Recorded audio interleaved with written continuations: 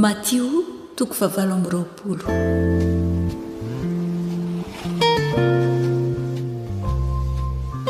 Ny nitsanganan' Jesosy tamin'ny maty sy ny nisehoany tamin'ny mpianany.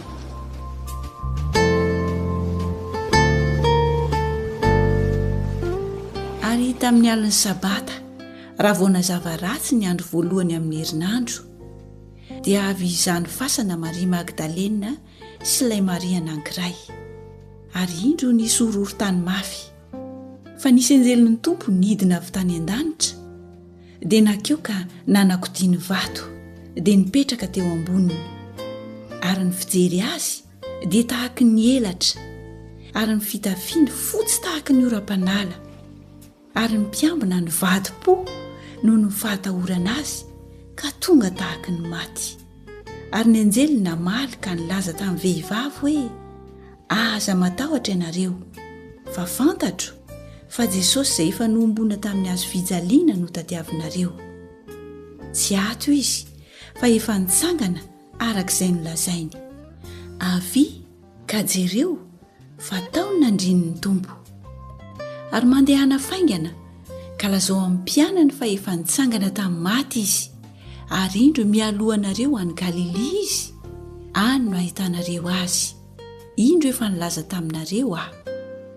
Dia niala faingana tamin'ny fasana izy ireo, sady natahotra ny faly indrindra, dia niazakazaka ilaza tamin'ny mpianatra.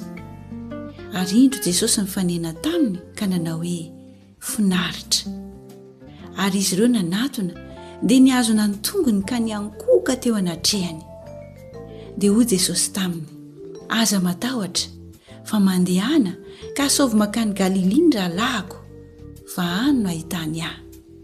Ary noho nandeha izy ireo, indreny ny mpiambina sasany nankany an-tanàna ka nilaza tamin'ny lohan'ny mpisorona ny zavatra rehetra izay vao niseho. Ary rehefa niangona izy mba miloha olona, dia niara-ny hevitra ka nanome vola be ny miaramila. Ary nanao hoe, lazao hoe ny mpianany tonga alina ka nangalatra azy raha sendra natory zahay.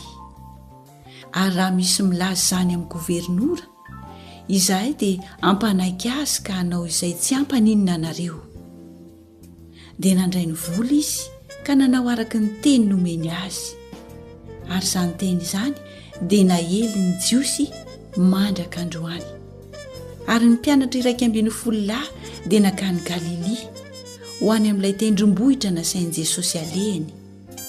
Ary noho nahita azy izy dia niankoka, fa ny sasany nianahana. Ary Jesosy nanantona dia niteny taminy ka nanao hoe, efa nomena andro fahefana rehetra ny an-danitra sy ety an-tany.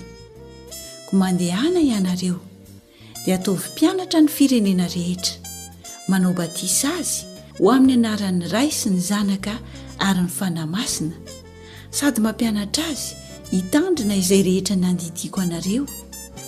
Ary indro izaho momba anareo mandrakariva ambara-pahatonga ny fahataperan'izao tontolo izao.